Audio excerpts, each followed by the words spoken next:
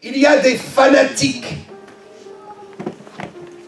qui ont inversé les choses et qui semblent se préoccuper de l'avancement du royaume de Dieu dans le monde en ignorant qu'ils doivent eux-mêmes cultiver leur propre progression spirituelle. Comment voulez-vous amener l'évangile dans le monde si l'évangile n'est pas arrivé dans votre vie?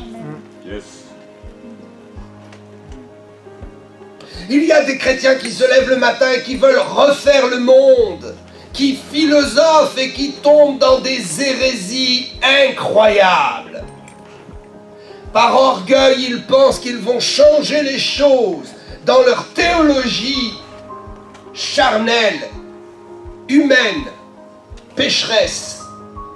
Il y a une théologie pécheresse. C'est cette théologie qui ne tient pas compte de la souveraineté absolue des règles de la parole de Dieu. Ok, mon message est très délicat. Je veux parler à propos des faux prophètes, des fanatiques, de ceux qui sont envahis d'une psychose religieuse qui gangrène nos milieux. Du dérèglement spirituel qui fait chuter les nouveau-nés dans la foi et qui impacte le monde d'un mauvais témoignage.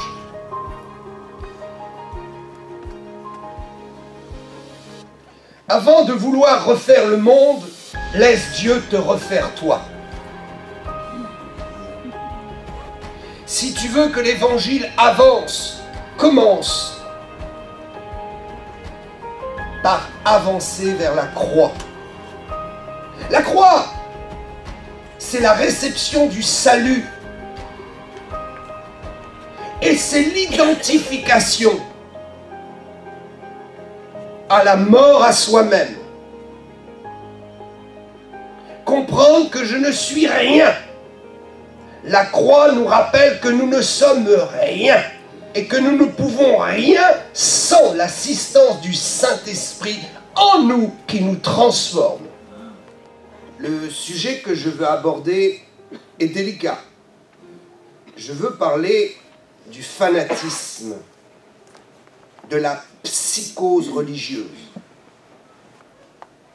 qui est une arme terrible dont le diable se sert souvent pour détruire les jeunes brebis, ceux qui viennent d'arriver dans la foi.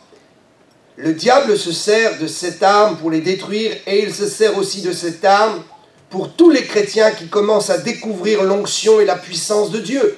Vous pouvez avoir fait 20 ans, 30 ans avec Jésus et ne rien connaître à sa puissance, ne rien connaître à l'onction.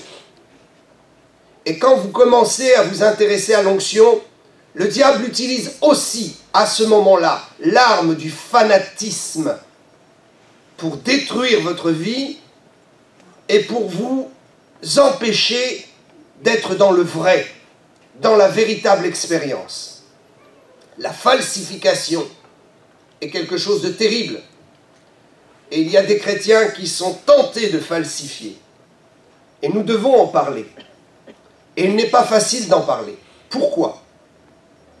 Parce que, d'abord, il faut reconnaître que ceux qui en parlent, la plupart du temps, dans nos milieux francophones, parlent du fanatisme sans connaître la vraie puissance de Dieu. C'est pourquoi, dans leur discours, ils balayent d'un trait, d'un verbe. Ils balayent tout ce qui est manifestation. Il est évident que si vous vous débarrassez de tout ce qui est manifestation et que vous rejetez tout engagement pour Dieu, alors évidemment, il sera facile de parler de fanatisme en disant que si vous tombez, c'est du fanatisme. Si vous restez à prier 2 heures ou 3 heures, c'est du fanatisme. Si vous faites passer l'église avant le sacro-saint repas du dimanche midi, c'est du fanatisme. Tout est fanatisme dès l'instant où on s'engage et où on s'avance pour Dieu. Ceux qui parlent le mieux du véritable fanatisme sont ceux qui ont vécu une expérience avec Dieu et qui savent qu'il existe des comportements, des expériences qui peuvent ressembler à du fanatisme, mais qui n'en sont pas et qui sont authentiques. C'est pourquoi, par la grâce de Dieu, je voudrais vous parler de ce qui est vraiment de la psychose religieuse, de ce qui est vraiment un comportement inacceptable, un comportement qui pousse à la folie et qui détruit les gens.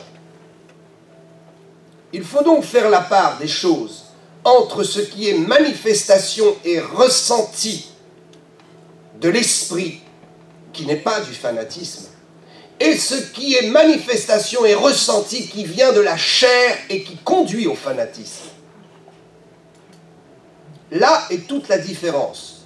Pouvoir discerner, pouvoir se tenir bien fermement les pieds sur terre, tout en ayant la tête dans le ciel.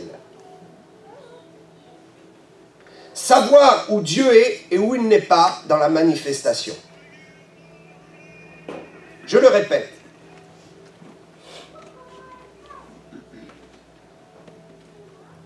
Il y a des gens qui veulent parler du fanatisme en nous liant dans nos expériences. Tout interdire, c'est du fanatisme. Prenez quelqu'un qui fait une expérience avec le Seigneur et qui a besoin de ne pas manger pendant un repas ou deux. Il a besoin de prier. Ceux qui vont l'observer, qui ne connaissent rien à la puissance de Dieu, vont le taxer de fanatique. Mais ces mêmes gens ne se rendent pas compte qu'eux-mêmes sont des extrémistes et des fanatiques qui lient la liberté d'autrui et qui enfreint un des commandements essentiels. Tu aimeras ton prochain, tu laisseras ton prochain vivre ses expériences. Vivre une expérience lorsque cela entraîne des problèmes chez les autres, ça c'est du fanatisme. Vivre son expérience en voulant lier l'expérience de l'autre et en voulant rejeter l'autre, c'est du fanatisme. Le fanatisme commence là où il y a du rejet, de l'incompréhension. Là où il y a un désir de contrôle de l'autre. Là où il y a un refus de comprendre ce que l'autre est en train de vivre.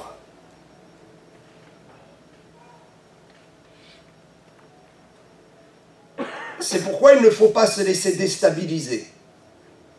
C'est pourquoi il faut rester ferme dans ses convictions et il faut éprouver ses convictions et son expérience, éprouver ces choses au regard de la parole de Dieu et de la sagesse.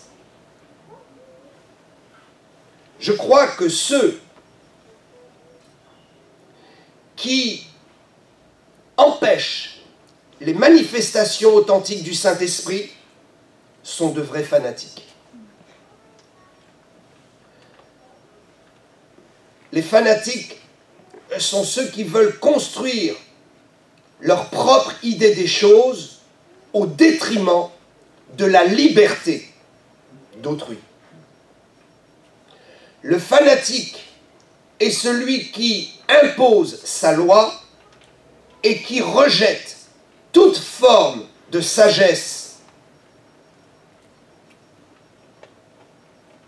et de sagesse humaine aussi. Vous savez, Jacques dira qu'il y a une sagesse terrestre et qu'il y a une sagesse humaine.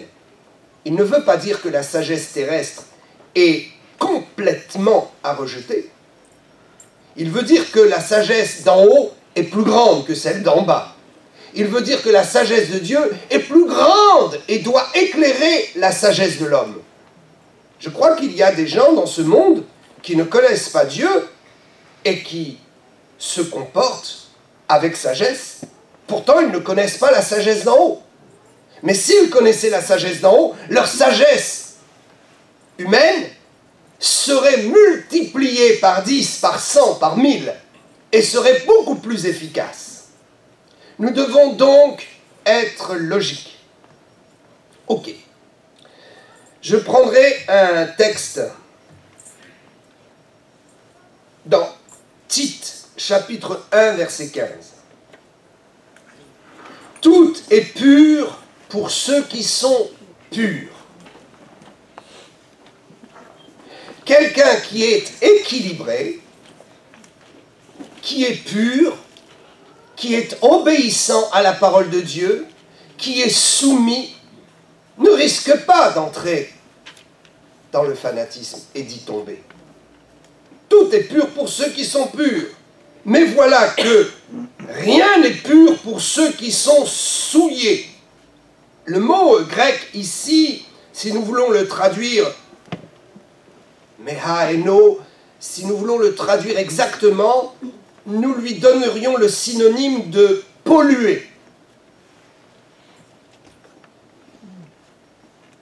Rien n'est pur pour ceux qui sont pollués ou qui se sont laissés polluer ou qui ont accepté la pollution.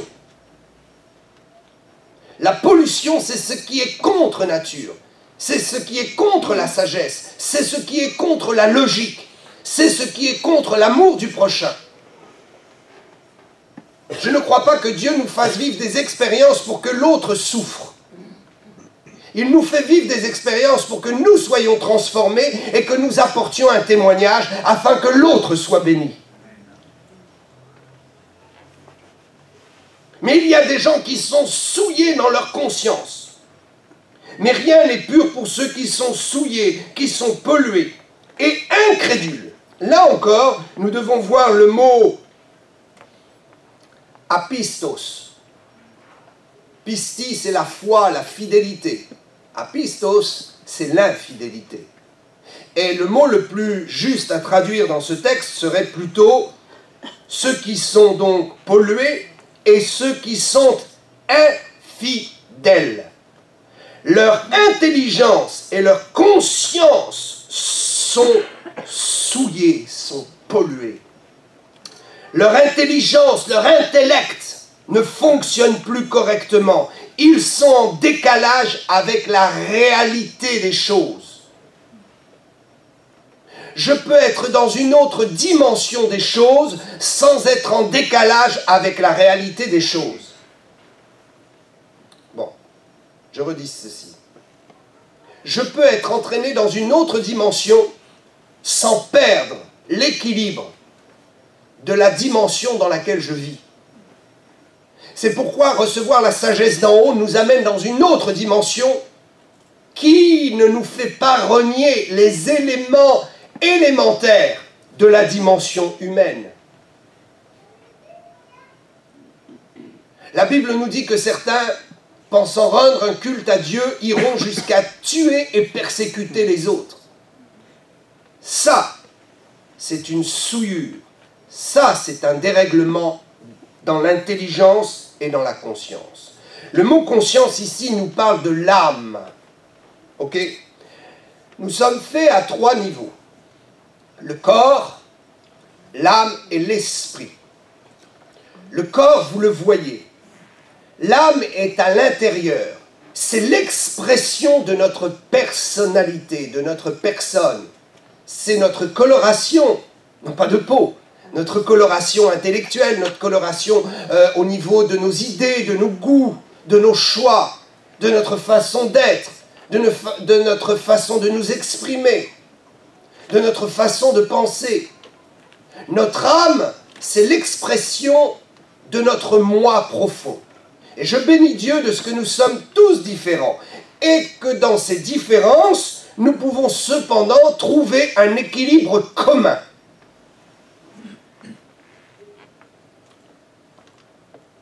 Un fanatique, par exemple, est quelqu'un qui voudra imposer la loi de Dieu aux autres sans avoir compris que l'intelligence spirituelle, c'est de laisser Dieu convaincre l'autre.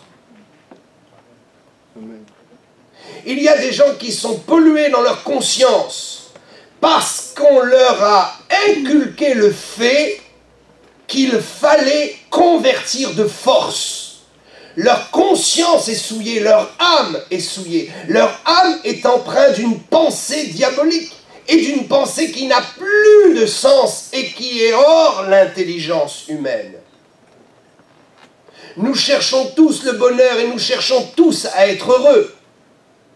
Ça, c'est la sagesse. La quête de tout homme et de toute femme est d'être heureux et de vivre en paix. C'est inscrit dans nos gènes, c'est inscrit dans nos âmes, c'est inscrit dans notre conscience. Toute personne qui irait à l'encontre de cette aspiration serait un fanatique.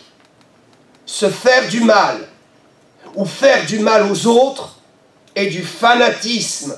Et souvent, cela prend la coloration de la religion parce qu'on justifie ces actes sur des écrits, sur des réflexions religieuses en tordant le sens de la parole de Dieu. N'imposez rien, proposez.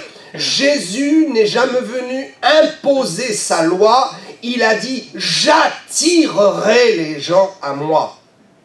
Le véritable équilibre spirituel est de vivre des expériences en communion avec Dieu telles que le reflet de la personne de Jésus en nous attire les gens à la foi. Nous sommes faits à 3 niveaux, le corps, l'âme et l'esprit. La conscience nous permet d'équilibrer notre âme et de faire fonctionner notre âme. Si notre conscience est souillée, si notre conscience a été nourrie d'une fausse idéologie, il faudra nettoyer notre conscience en utilisant les pensées de notre cœur et les pensées saines du raisonnement humain pour rejeter toute fraude dans notre conscience. Je m'explique. Nous devons recevoir l'Esprit de Dieu et être éclairés par l'Esprit de Dieu. Nous devons comprendre que l'Esprit de Dieu, c'est la sagesse. Vous pourrez lire dans l'Ancien Testament, il y a tellement de proverbes, tellement de choses avec Salomon qui nous parlent de la sagesse. La sagesse prend une place très importante dans l'Ancien Testament et dans le Nouveau Testament. La sagesse est le reflet même de la personne de Jésus. La sagesse n'est pas un discours ou une philosophie, la sagesse est une personne. C'est la personne de Jésus. La sagesse, ce sont des actes. La sagesse peut s'expliquer, peut s'identifier avec des discours, mais la vraie sagesse réside dans des actes. Si j'opprime mon prochain, je ne suis pas sage. Si je vis des expériences profondes avec Dieu que le prochain, que mon entourage ne peut pas comprendre, je dois prendre toutes les précautions pour ne pas être une pierre d'achoppement et pour ne pas scandaliser.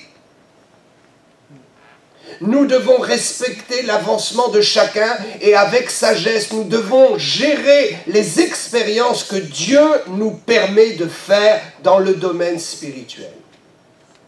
Nous devons aussi respecter ceux qui vivent quelque chose. Je vous dis qu'il y a des fanatiques dans tous les camps. Il y a des fanatiques dans ceux qui croient en Dieu. Il y a des fanatiques dans ceux qui ne croient pas en Dieu. Lorsque nous prions pour un malade, lorsque nous prions pour quelqu'un et qu'il se met à parler dans des langues bizarres, c'est son expérience. Nul n'a le droit de l'empêcher de vivre son expérience. Et tant que son expérience ne dérange pas l'autre, l'autre n'a pas le droit de lui dire qu'il est fanatique. Tant que son expérience ne l'amène pas dans un comportement de folie, de déséquilibre humain, nous devons le laisser vivre son expérience. Le respect de ce que l'autre vit. Dieu nous a créés libres. Et il nous a donné le pouvoir de vivre nos propres expériences. Tant que mon expérience n'est pas préjudiciable à l'expérience de l'autre, à la vie courante de l'autre, mon expérience doit être respectée. Quand certains incrédules, athées, se lèvent pour critiquer notre façon de vivre Dieu, ils deviennent, eux, des fanatiques contre Dieu. Allez demander à quelqu'un qui a souffert et qui a été malade au bord de la mort et qui se trouve dans l'espace de la manifestation du Saint-Esprit et qui reçoit sa guérison, et qui, recevant sa guérison, explose de joie, hurle, se roule par terre, et que quelqu'un l'observe et dit « c'est du fanatisme », il n'a rien compris à ce qu'est le fanatisme. C'est lui qui est fanatique. Parce que si vous pouviez savoir la joie de la guérison, si vous pouviez savoir quelle joie cela procure quand nous sommes guéris et visités par Dieu, ces mêmes gens athées ne verront aucun problème à ce que dans un stade de foot, les gens hurlent, deviennent hystériques quand leur camp marque un but. Ils trouveront cela normal. Ils diront c'est l'expression de la joie, ce sont les sentiments humains, c'est normal. Mais quand ils voient quelqu'un hurler de joie devant son Dieu, ils appellent ça fanatisme. C'est de la malhonnêteté.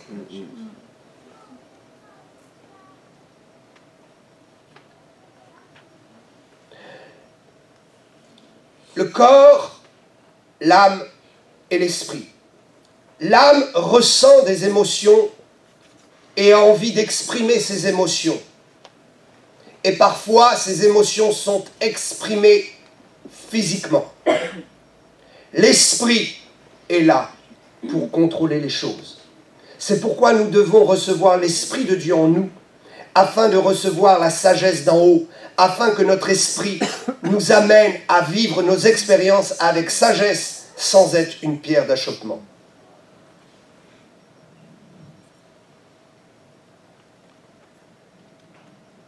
Je crois que nous vivons aussi dans nos milieux de l'extrême religieux. Et plus que jamais, il faut combattre contre cela. Je crois qu'aujourd'hui, il y a une grande guerre mondiale entre Dieu et Satan. Et que cette guerre n'est plus simplement au ciel. Cette guerre a été précipitée, jetée au milieu des hommes. Et Satan utilise l'arme de la controverse et du fanatisme pour détruire l'humain et l'emmener dans la confusion. Mais nous lutterons contre ces choses. Nous lutterons contre ces choses. Nous ne permettrons pas à quelqu'un fanatique, anti-Dieu, fanatique de son incrédulité, de venir nous barrer la route et de nous empêcher de vivre nos expériences avec le Seigneur. Et nous prendrons l'engagement de ne pas choquer, de ne pas être une pierre d'achoppement et d'avoir de la sagesse dans notre relation avec Dieu. J'ai vu des choses tellement terribles, des deux côtés. Des deux côtés, j'ai vu des choses terribles.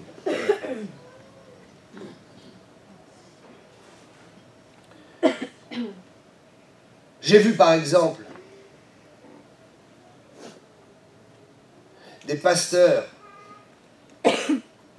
gifler des enfants adolescents,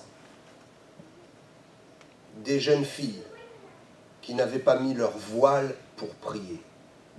Ça, c'est du fanatisme. J'ai vu des pasteurs influencer la conscience de certains chrétiens qui préféraient aller dans d'autres églises vivre une autre expérience. Les lier par un contrôle spirituel, par un contrôle qui s'appelle de la manipulation intellectuelle. Les lier pour les empêcher de vivre leur expérience là où ils veulent. Ça, c'est du fanatisme. Ne croyez pas que les fanatiques sont seulement des chrétiens, ils peuvent être aussi des pasteurs, qui, dans leur excès de zèle, ont privé de liberté le peuple de Dieu, qui, dans leur excès de zèle, ont détruit les expériences si précieuses que les chrétiens pouvaient avoir avec le Saint-Esprit. S'il me plaît de tomber par terre en disant que Dieu m'a visité, je suis libre, pourvu que cela ne m'entraîne pas dans une folie psychiatrique qui m'amène dans un isolement, un rejet de l'autre et un déséquilibre flagrant dans mon comportement social. J'ai vu tellement de choses. J'ai vu des chrétiens passer à la caisse du supermarché, laisser des articles sans s'en rendre compte dans le caddie. Des articles qui ne sont pas sécurisés. Passer la caisse, mettre leurs affaires dans le caddie, partir, arriver à la maison et dire « Alléluia ». Dieu m'a offert quelques articles, c'est du vol. C'est du fanatisme religieux, Dieu n'est pas dans ces choses. J'ai vu des chrétiens bafouer l'autorité pastorale en disant que finalement, l'Église n'est pas une institution venant de Dieu.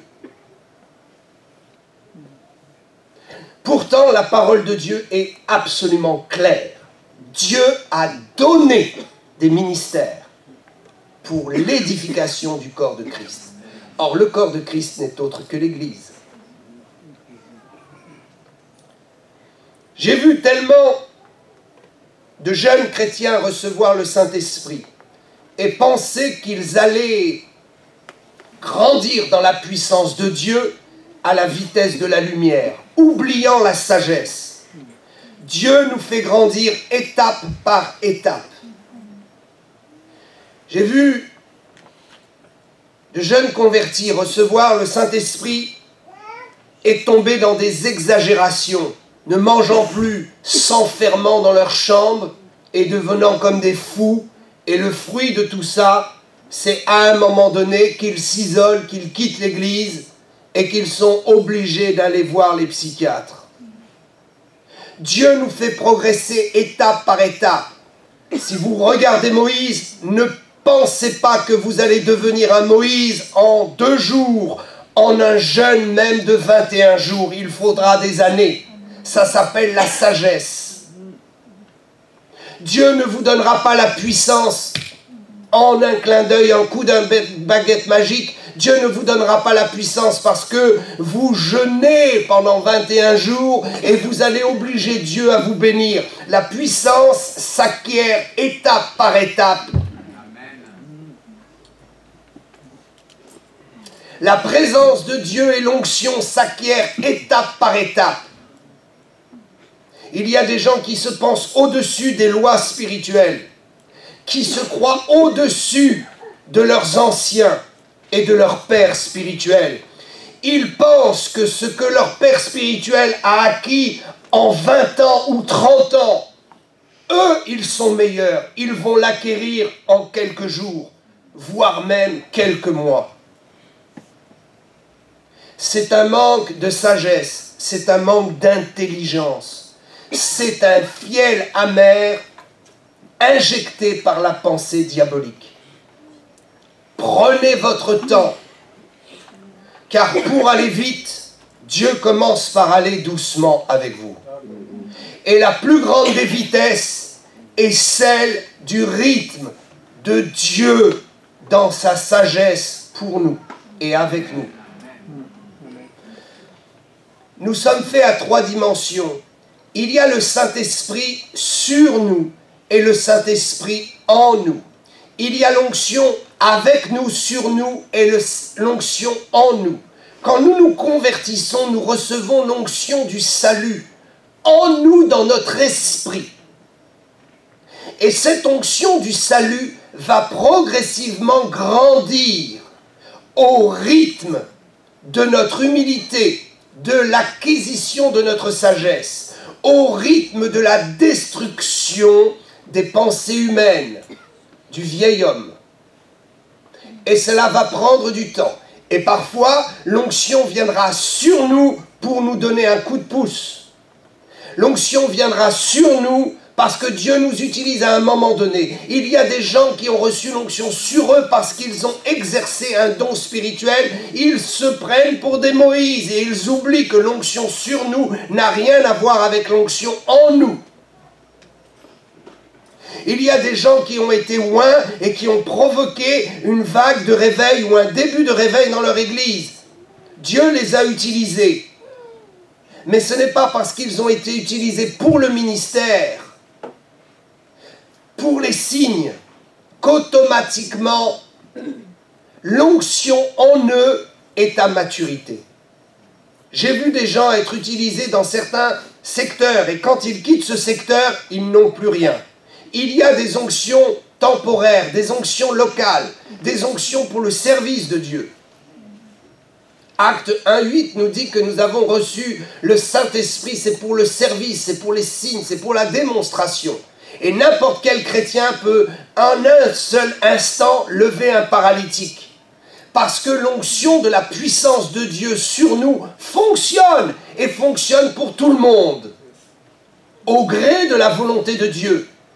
Mais ce n'est pas parce que je l'ai fait une fois que je peux comprendre qu'il y a une onction en moi telle que je peux le faire plus souvent. Donc je dois rester humble. Je dois rester humble. La voie de la sagesse, c'est l'humilité. Il y a des jeunes qui viennent et qui disent « Oh, pasteur, j'ai fait cela. Donc je suis un grand. » Maintenant, tu n'es pas grand. Laisse l'onction de Dieu grandir en toi. Laisse cette onction prendre la place en toi. Laisse le Saint-Esprit prendre la place. Laisse la personne de Jésus s'identifier à ta personne. Prenons l'exemple. Vous prenez un verre et vous mettez un sucre dedans. Le sucre étant la représentation de notre esprit. Le verre étant la représentation du corps. Et vous pouvez même coller une étiquette à l'intérieur, la représentation de l'âme. Quand vous voyez le corps, un verre transparent, vous voyez une étiquette avec des choses inscrites ou des couleurs. C'est le reflet de la personne, c'est son âme. Et le sucre à l'intérieur, c'est son esprit. Vous versez de l'eau, image des fleuves d'abondance, de la présence de Dieu, de la vie de Jésus, de la personne du Saint-Esprit. Si vous attendez quelques secondes, le sucre sera dans l'eau et ne se dissoudra pas. Il faudra attendre du temps pour que le sucre se dissout. Et il faudra mélanger pour que le sucre intègre l'eau et que vous ne voyez plus aucune différence entre le sucre et l'eau. Ça s'appelle l'intégration de la personne de Jésus dans notre esprit. C'est lorsque nous sommes arrivés à une maturité où Jésus vit complètement en nous et notre esprit est identifié, noyé dans l'Esprit de Dieu. C'est cette onction-là qui grandit. Vous recevez l'Esprit de Dieu en vous, votre esprit est intégré dans l'Esprit de Dieu. Mais il va falloir qu'il y ait une métamorphose progressive. Et cette métamorphose progressive s'appelle l'onction personnelle. Il y a des gens, vous les voyez, de leur présence, la présence de Dieu est là. Pourquoi? Parce que le sucre est déjà bien mélangé avec l'eau. Et leur esprit est effacé dans l'esprit de Dieu. L'esprit de l'homme et l'esprit de Dieu ne font plus qu'un. Nous sommes tous destinés à ça. Comment pouvons-nous perdre notre salut? Comment des gens qui ont reçu le Saint-Esprit en eux peuvent perdre leur salut? Parce qu'ils ne sont pas arrivés à une maturité d'identification et de mélange entre leur esprit et l'esprit de Dieu qui ne font plus qu'un. Je m'explique. Ok. Je dis des choses spirituelles pour les gens spirituels. Je crois que quelqu'un qui a reçu le Saint-Esprit de Dieu en lui, dans son esprit, peut perdre son salut, et il se peut que le Saint-Esprit s'en aille. Tant que le sucre n'est pas mélangé à l'eau, l'eau peut être retirée, le sucre reste.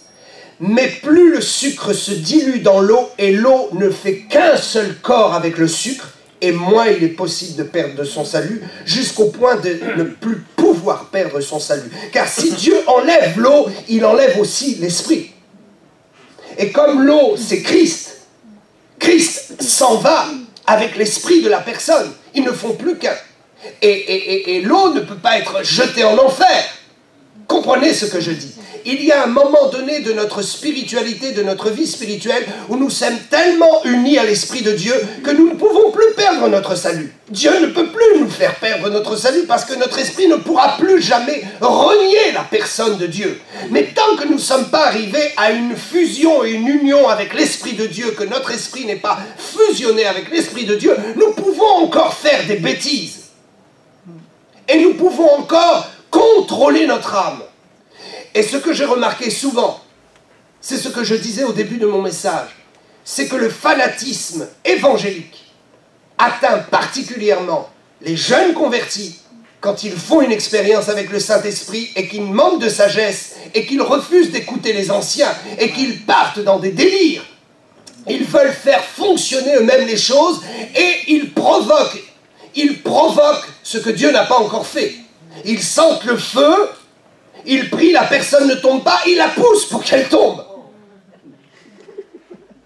Ils sentent le feu de Dieu, ils disent « Oh, il faut que je jeûne ». Dieu leur a jamais demandé de commencer avec un jeûne de 3 semaines, qu'ils commencent déjà par un jeûne d'une journée ou 2 jours et qu'ils s'habituent à cela. Alors ils disent « Je vais le faire ».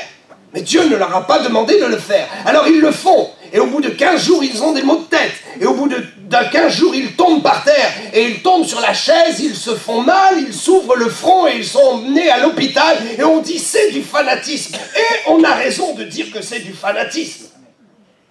Parce que quand l'Esprit de Dieu vous saisit pour une expérience surnaturelle, il vous protège. Il vous protège. Il vous protège. Le fanatisme vient par l'orgueil. On veut faire plus vite que les autres. On veut faire mieux que les anciens. On n'écoute plus les anciens. On n'écoute plus l'Église. Et on ne laisse pas la sagesse de Dieu pénétrer en nous progressivement. Amen. On ne laisse pas l'onction personnelle se développer progressivement. Croyez-vous que l'on arrive à une certaine présence de Dieu du jour au lendemain? Il y a des gens... Vous approchez d'eux, vous ne ressentez pas une onction personnelle, vous ne ressentez pas ce mélange de la personnalité de Dieu avec leur personnalité. Il y a des gens, vous approchez, leur simple présence amène la présence de Dieu. Ce n'est pas l'onction sur eux, ce n'est pas l'onction de la puissance sur eux, c'est l'onction intérieure de leur communion personnelle avec Dieu. Leur personne devient la personne de Jésus. Et quand la personne de Jésus est là, il se passe quelque chose dans tout l'environnement. Il y a des gens, vous êtes avec eux et vous ne sentez pas particulièrement Dieu. Mais ils sont capables de guérir un malade. Alléluia. Ça, c'est l'onction pour le service. Nous aurons peut-être l'occasion de débattre plus en avant de ces choses, mais je vais me reconcentrer sur mon message sur le fanatisme. Prenons l'exemple de Salomon. Salomon est le plus grand exemple de sagesse. Dieu lui dit, que veux-tu? Et il comprend que pour tout obtenir, il faut posséder la source. Il ne demandera pas l'argent. Pourquoi? Il ne veut pas l'argent. Bien sûr qu'il veut d'argent. Il ne demandera pas la gloire. Croyez-vous qu'il ne voulait pas la gloire? Bien sûr qu'il est un homme, comme nous. Nous voulons briller. Nous voulons être reconnus. Nous voulons avoir de l'argent et de l'aisance. Mais Salomon était déjà quelqu'un de sage. Et il avait compris que la sagesse donne toutes ces choses. C'est pourquoi il demandera non pas le fruit, mais l'arbre.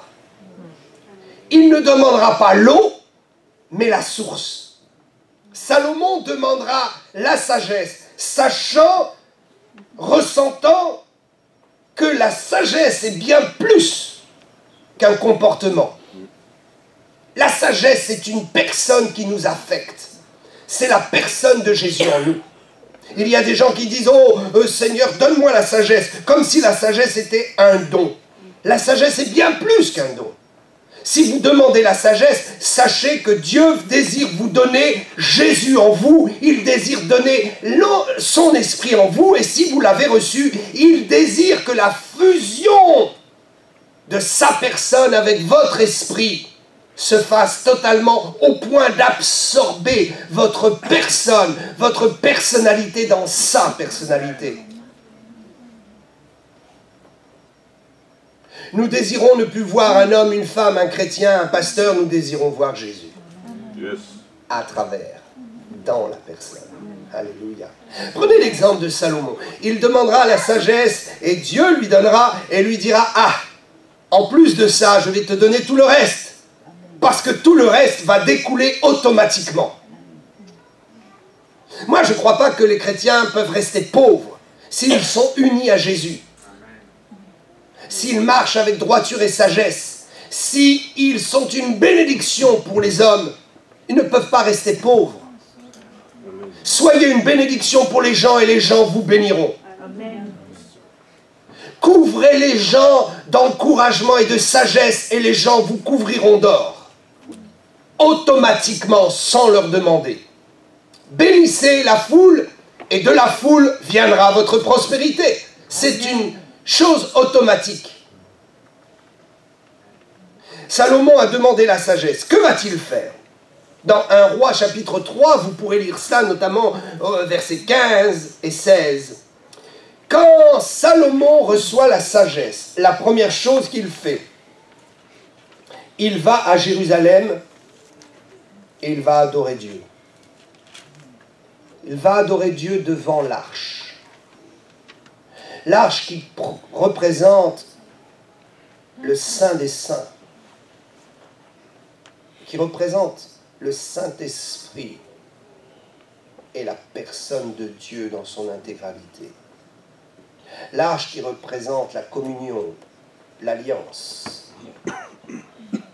Il va devant l'arche, il adore Dieu. Il ne commence pas par sortir et se vanter de ce qu'il a reçu. Il prolonge sa communion avec Dieu, car la sagesse lui vient de Dieu, et pour conserver cette sagesse, il faut conserver sa communion avec Dieu. Si vous avez reçu de la sagesse et que vous perdez votre communion avec Dieu, votre sagesse sera affectée.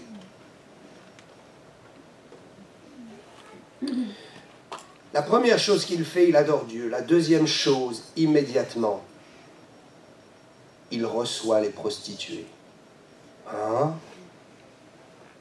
Il y a des chrétiens, des pasteurs, qui se sentent au-dessus des autres et qui sont tombés dans le fanatisme. Parce que le fanatisme, c'est le rejet de l'autre. C'est se croire supérieur aux autres. C'est se croire investi d'une mission de Dieu que les autres n'ont pas compris. C'est se croire une élite qui a été choisie par Dieu pour une mission que personne ne peut comprendre.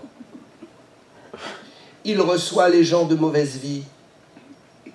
Il ne reçoit pas un banquier. Il ne reçoit pas un homme d'affaires. Il ne reçoit pas un grand rabbin. Il reçoit ces pauvres gens. Il exerce sa sagesse pour bénir la société et les gens les plus défavorisés dans la société. Jésus s'asseyait à la table des mendiants, des prostituées, des changeurs, des gens de mauvaise vie. Et si vous n'êtes pas capable d'aller vers les gens qui sont malades, les gens qui sont perdus, vous n'avez aucune sagesse et vous êtes des fanatiques. Il y a des évangélistes qui se lèvent et disent « Oh, Dieu m'a investi d'un ministère d'évangéliste. Oh, moi je ne vais pas dans la rue, oh, moi je ne vais pas voir les malades, oh, moi c'est derrière l'estrade que tout se passe. » Il y a des jeunes qui disent « Oh, moi je suis appelé au ministère, je ne toucherai pas un balai dans l'église. C'est pas mon rôle. Je ferai mieux que le pasteur, parce que lui, le pasteur, il a passé le coup de balai, il ramasse encore les papiers, et c'est aux autres de faire ça, il se fait son café, et peut-être il bricole le micro. Non, moi je suis plus grand. Je vais aller plus vite que lui. Salomon reçoit, lui le grand sage, les prostituées d'eux. Et il les délivre par la sagesse. Alléluia. Amen. Pour tous les évangélistes qui se collent à la peau de la société et qui ne s'isolent pas. Alléluia. Pour tous les jeunes qui sont appelés à servir Dieu et qui mettent la main à la pâte avec sagesse, qui ne sont pas toujours dans leur chambre à rêvasser, à dormir. Vous connaissez les jeunes évangélistes et les jeunes serviteurs de Dieu qu'on emmène en mission, les serviteurs de Dieu brosse à dents. Au lieu d'être dans l'église pour préparer les chaises et voir comment ça va se passer, au lieu d'être là devant l'église à distribuer des prospectus, au lieu d'être avec l'homme de Dieu pour lui faire un café et le soutenir, ils sont dans leur chambre et ils disent « Je suis en prière isolée, ne me dérangez pas ». Et ils se brossent les dents, il faut bien. Alors ils se recoiffent, ils se lavent 3 fois, ils ont une belle chambre d'hôtel, n'est-ce pas? Il y a tout le confort, et puis au bout d'un moment, on se rebrosse 10 fois les dents parce qu'il faut s'occuper. Et quand on tape à leur porte ou qu'on sonne, oh, ils prennent une allure et une voix très venant de l'au-delà. Fanatisme. Mettez la main à la charrue, passez à l'action. Allez au milieu des pécheurs et considérez que nous sommes sur cette terre, non pas pour nous déconnecter de la société, mais pour impacter la société avec la puissance de Dieu et la sagesse.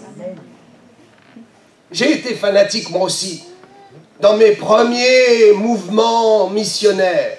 Et je ne voulais même pas rencontrer le pasteur et je restais toute la journée en prière. Et alors je me forçais, c'était dur. Jusqu'au jour où Dieu m'a dit, fils, ça suffit. Arrête ton cinéma. Mange, détends-toi. Rencontre les gens. Fais attention quand même de ne pas te faire voler ton onction. Sois prudent. Il y a des gens qu'on ne salue pas avant la réunion. Il y a une petite précaution à prendre. Mais détends-toi. Et plus je me détends, et plus Dieu se manifeste. Plus j'arrête de courir après un truc à attraper, et plus Dieu me le donne. Alors Salomon, et je vais finir avec ça. La première chose, il adore Dieu. La deuxième chose, il exerce sa sagesse auprès des plus démunis et les cas les plus durs. Et troisième chose, immédiate, n'a pas attendu. Vous lirez le chapitre 4 de 1 roi. Il s'entoure de conseillers. My God. Ok. Quelqu'un qui vient de recevoir la plus grande sagesse du monde s'entoure de gens pour le conseiller.